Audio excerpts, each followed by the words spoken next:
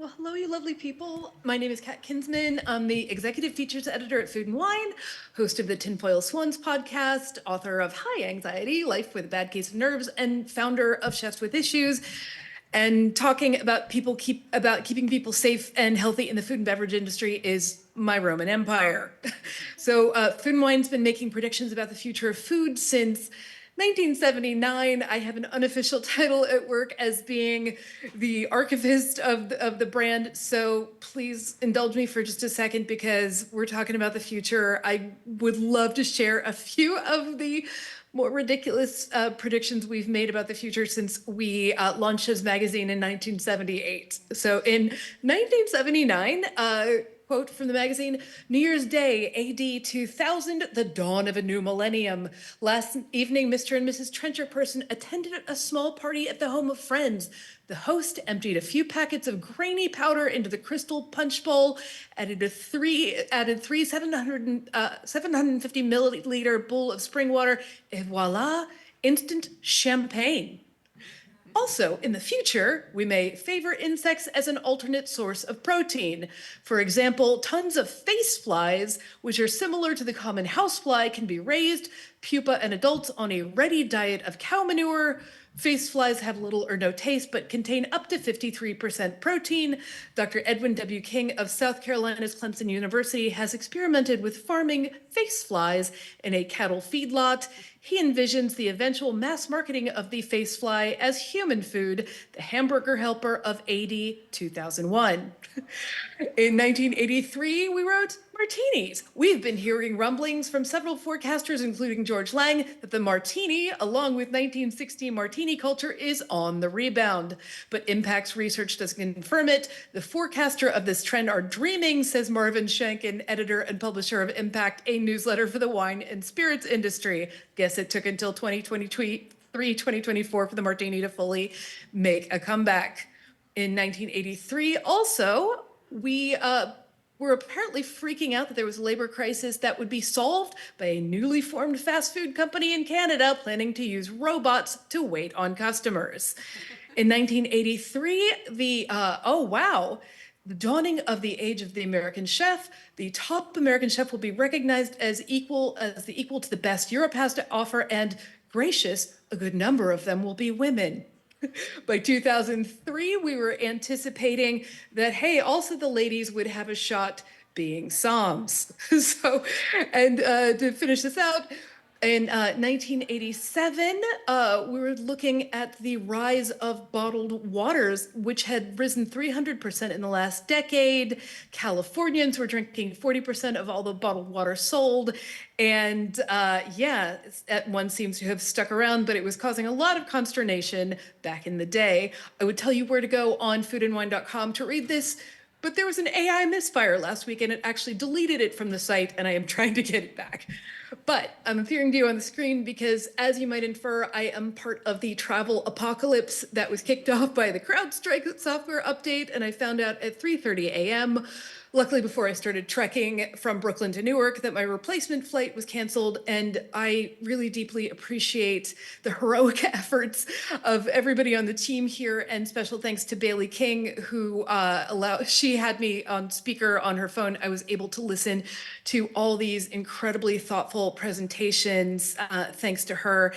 And I'm feeling a little bit less salty about technology now than I was earlier this morning when it kept me from being with all of you in person, because it's those in-person interactions that are so fundamental to the hospitality experience. And we all felt it when we were stuck at home, where, depending on where you live, that might have been weeks, months, to more than a year in isolation. And we figured out new ways to spin those threads that connect us, some through the fibers that are allowing me to be up on this screen with you. And they allowed us to virtually clink a glass with a friend across the neighborhood or even across the world. And that was a lifesaver for my psyche and for that of millions of people. Innovation and technology in bars and restaurants allowed people to pivot their systems to change how they work with vendors and to streamline their processes, to safely seat people, to communicate with customers and staff, operationalize when they might not have been a venue that did takeout or delivery before. And It feels like a miracle. All this technology does. People entirely transform their businesses to also sell provisions or serve in a yurt or do take-home meals, and it allowed them to stay afloat. I will be 52 next week, and if you told, let's say, like 21-year-old me in 1990, what, early 90s, that I'd be able to have a 1993, that I'd be able to have a phone in my pocket and be able to use it to, one, make a reservation somewhere, two, assemble my friends to go out to that place, three, look at the menu once I get there and possibly even order from it, four, pay the check, five, split the check with my friends afterwards, six, post commentary and pictures of that dish on social media, which, what the hell's that, during or after it, it would have been incomprehensible to me. These are indescribably cool to me still, and I use them constantly. And hey, nearly 20 years ago, I met my husband online, and I thank technology for that every day. But you know what technology still can't do? It can't look at you and smile when you get to the host stand and make you feel seen. I've spent a lot of time in the past year looking at restaurants and bars that have been around for decades. And I hosted a panel on this at the Food and Wine Classic in Aspen just last month with some pretty incredible people. Bobby Stuckey and Kaylin Carr from Frasca Food and Wine in Boulder, which has been around for 20 years. Danny Meyer from Gramercy Tavern, which just celebrated 30 years. And shameless plug, you can read all about that in the story that I wrote for the July issue of Food and Wine. And next year, Union Square Cafe will be celebrating 40 years in the business. And also in the panel were New Orleans hometown heroes T. Martin and Meg Bickford from Commander's Palace. And that has been around for 131 years. And during the course of this talk, what we all realized and came to is that while absolutely technology has played a huge role in ensuring the present and the future of these legendary businesses, and all of these places are known for their distinctive cuisine and beverages, they're really known and loved for their hospitality. It's that ineffable feeling that comes from the interplay between people who have devoted their lives to acts of service and connecting them with the people who are trusting their time and their money and their special events, their celebrations, proposals, landmarks, catch-ups, hangouts, date nights, first dates, bachelorette parties, all those human moments that make us feel so lucky to be in communion and to have the senses that we do and to be part of something larger than ourselves and trust ourselves into the care of other people. It happens at bars and restaurants and gathering spaces. And even though I have returned to these spaces over and over the past few years, the privilege of getting to go there and be with people and get this great service is not lost on me. But what I am desperately worried about is the loss of the people in the industry, the ones who couldn't hang on through the loss of work during the pandemic because they had to make a living and they found other lines of work.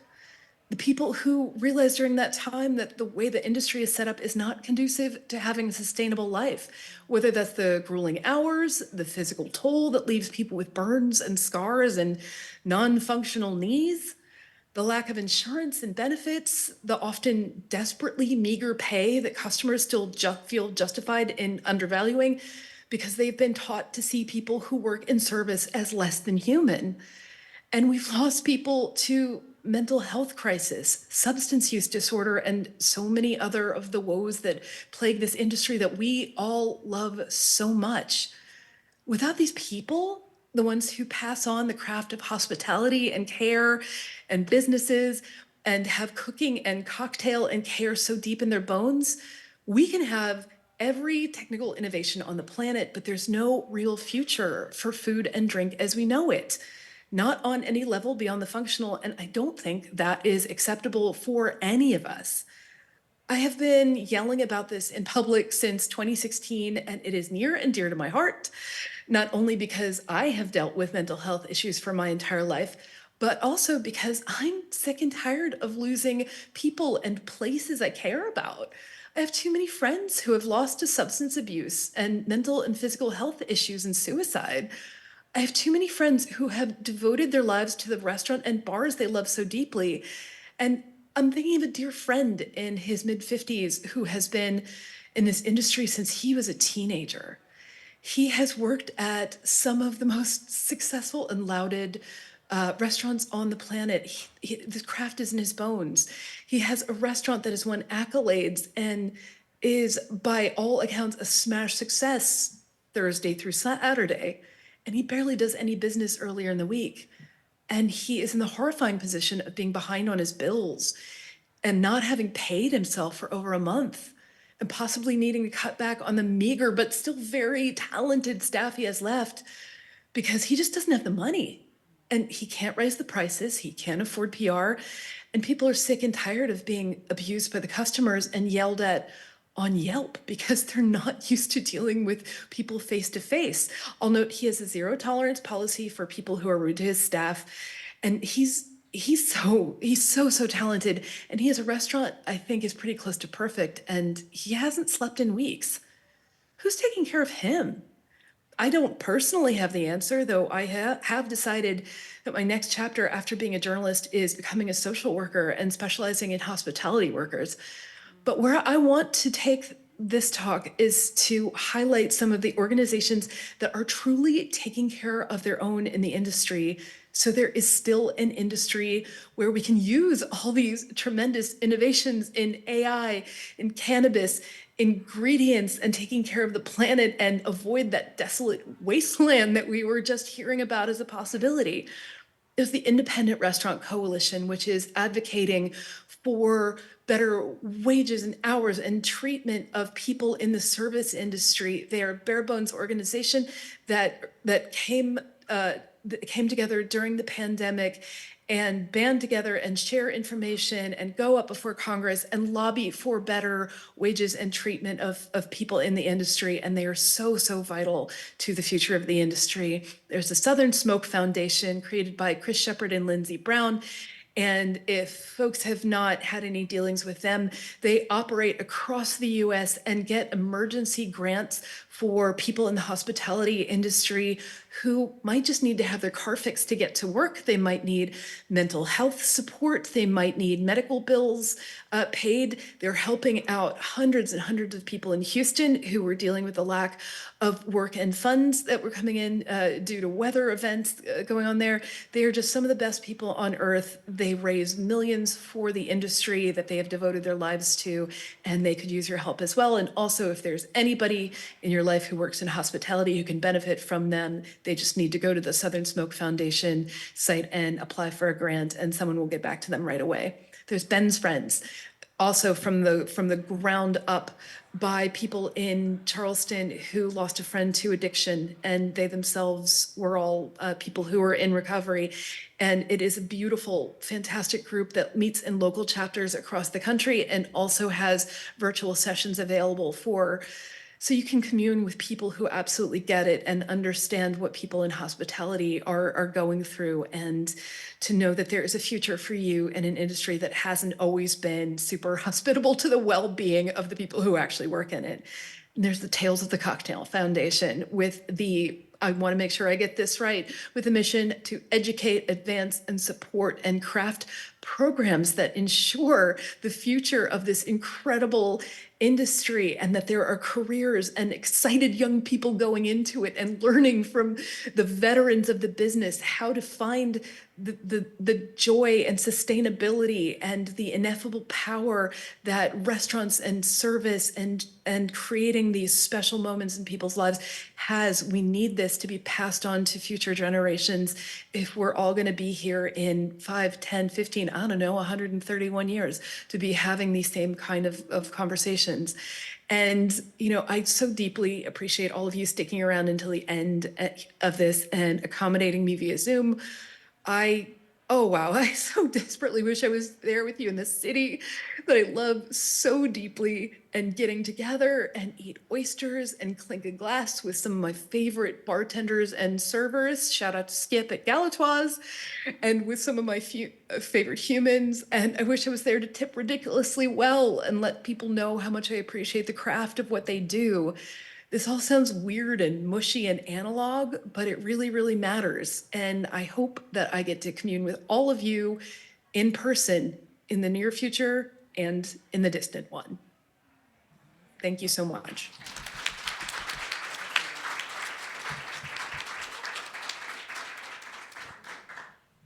Kat, thank you so much. That's amazing. And shameless plug for the foundation, too. I will say we do actually have Ben's friends on the calendar. So check Huva, and you can see there is a meeting tonight, 4:30. And I will say we have worked with Southern Smoke Foundation. We also have a granting program where we are very fortunate to use the proceeds that we generate through major fundraisers like Tales of the Cocktail that you are enjoying right now to actually grant dollars to organizations that are doing work on behalf of the industry for bartender wellness and such. And so really, really appreciate you giving a shout to the work that all of the organizations within this industry are doing to make sure that it is sustainable, that this is a valued space, that we take care of each other. And so really appreciate that sentiment and communicating that. We're going to do a very strange Q&A. bear with me here, Kat, where we may have to pass around the baton here. But does anyone have any questions for Kat? No? I have one, Kat. What are you most excited for when you look ahead to the future of this industry? Just more. Just more, because I think so many of these innovations that came about during shutdown and during this reevaluation, people stopped for a moment and thought about what they had always been told was necessary, that people had to break themselves to be part of this, that people had to sacrifice any kind of a life to be able to participate in this industry. People took a beat and they stopped. They really reevaluated their policies and their partnerships. And I see more and more places that are run by teams of people. There maybe not just one chef and owner or something like that, but groups of people. So there's some load balancing available, so people are able to take a day off, have maybe a social life, have time outside of work.